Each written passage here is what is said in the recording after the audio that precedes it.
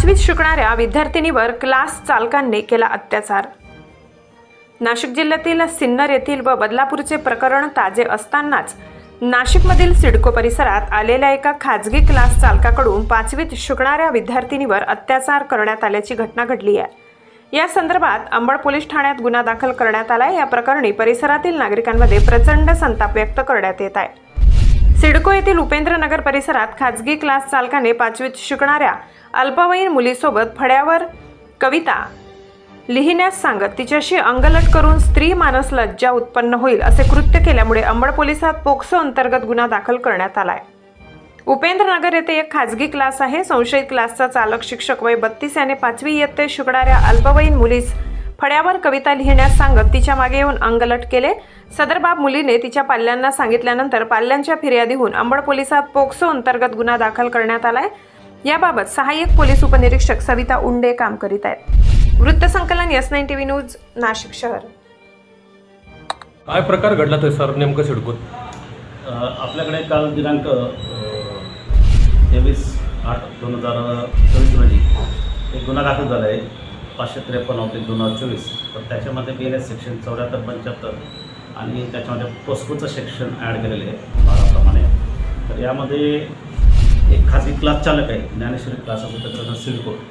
तर पती पत्नी दोघं नवरा बायको घरगुती क्लास चालवतात। तर त्याच्यामध्ये याच्यातला जो शिक्षक आहे कृष्णा उर्फ किरण गजानन दैबाटे, तर याच्यातील बळीत मुलगी दिनांक 22/8/2024 रोजी दुपारी 3:30 ते 6 वाजता ह्या बॅच करता गेली होती आणि घरी शिक्षक एकटे होते, पाठीमागं चालले गेले।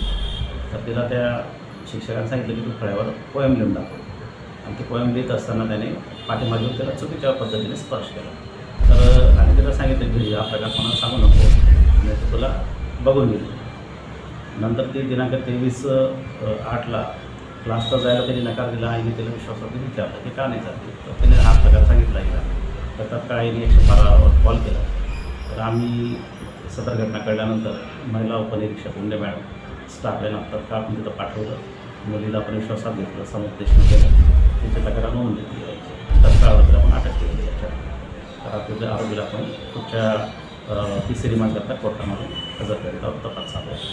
सध्या महाराष्ट्रात नाशिक जिल्ह्यातही अशा अपहरणाच्या ज्या घटना घडत आहेत, काय तुम्ही पालकांना तसेच काय नागरिकांना काय आव्हान कराल? याच्यामध्ये आम्ही आता सगळ्यात महत्त्वाचं क्लास चालकांना आम्ही सांगणार की तुम्ही CCTV कॅमेऱ्याचा वापर करा।